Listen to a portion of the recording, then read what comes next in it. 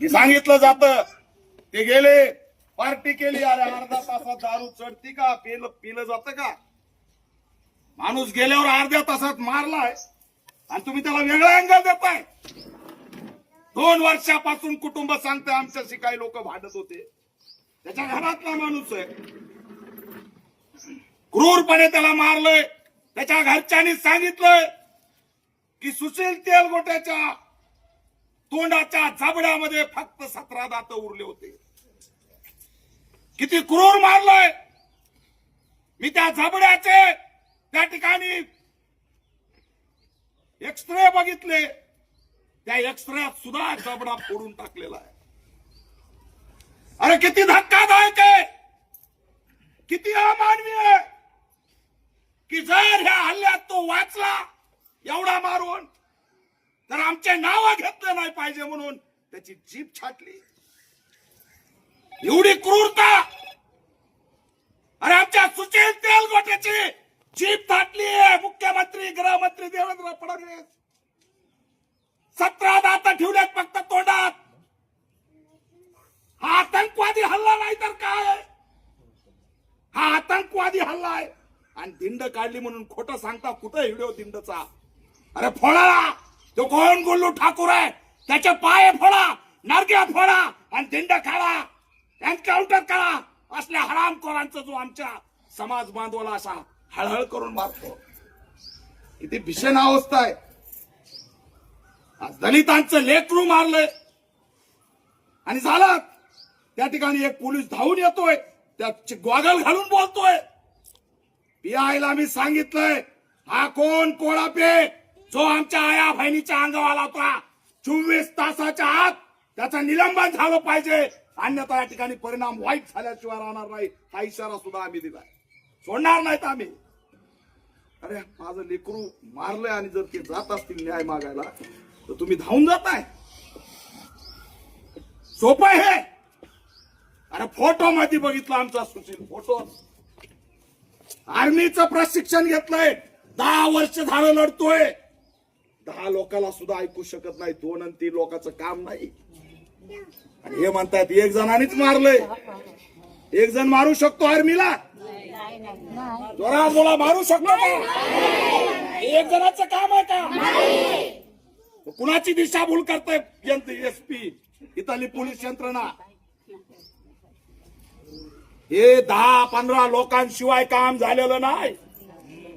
हा कट आहे, नियोजित कट आहे, ठरलेला कट आहे आणि ठरवून त्याला मारलंय. आज 15 दिवस झालं तरी सुद्धा या एफआयआर मध्ये अॅट्रॉसिटी ऍक्टचे कलम वाढवले नाही. आधी तर तो वाचला 4 दिवस. मला वाटतं यांनी नाटक केले प्रकरण दाबण्यासाठी. आमचा त्या ठिकाणी उशिरा सांगितलं आम्हाला प्रकरण दाबा म्हणून त्याला ऍडमिट ठेवलं. म्हणजे आवाजच उठवला नाही पाहिजे.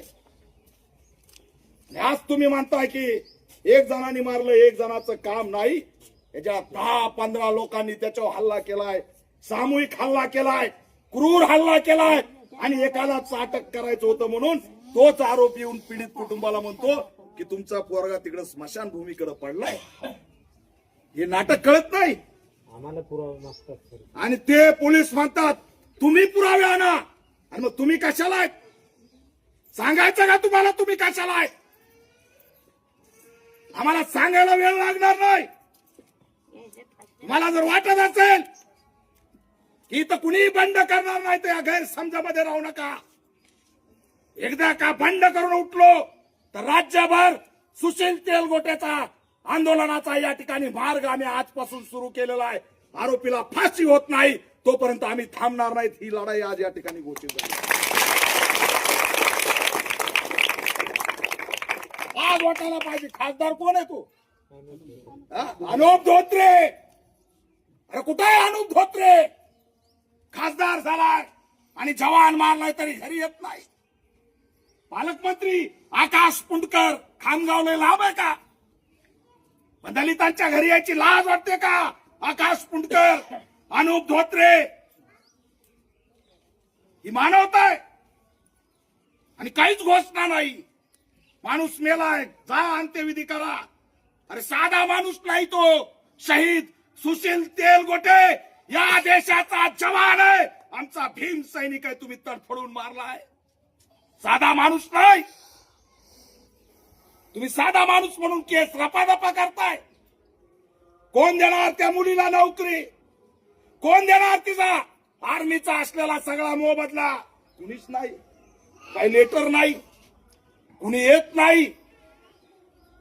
त्याच्या सुरक्षेचं काय?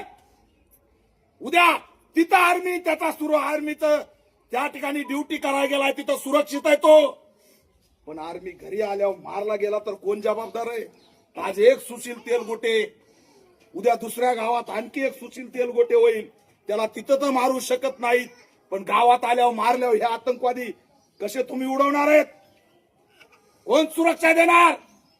आणि म्हणून सुट्टीवर जरी आले तरी त्यांना त्यांच्या गन सहित सुट्टीवर पाठवावी, ही सुद्धा मागणी आम्ही यापुढे करणार आहे. तर पुन्हा सुशील तेलगोटे होऊ देणार नाही. अतिशय हळहळ करून मारलंय. आणि म्हणून यात कसलाही तपास आतापर्यंत झालेला नाही. फक्त तपासाचं नाटक करण्यात आलेलं आहे. मी महाराष्ट्रातल्या या लाईव्हच्या माध्यमातून सगळ्या आंबेडकरी जनतेला आव्हान करतोय की 14 एप्रिल डोळ्यासमोर आहे बाबासाहेबांची जयंती, आणि या जयंतीच्या तोंडावर या मनुवाद्यांनी आपला माणूस त्या ठिकाणी संपवला आहे. शांत बसून चालणार नाही, लढावं लागणार आहे. आणि मग सरकारकडे आमची मागणी आहे, देवेंद्र फडणवीस, बघा आमचे कशा मुर्दे पाडलेत, बघा कशा प्रकारे आमच्या सगळ्या कुटुंबाला उद्ध्वस्त केलंय. आताच माझ्या सहकार्याने सांगितलंय 2 वर्षाच्या लेकराला 5-6 वर्षांनी काय उत्तर द्यायचं?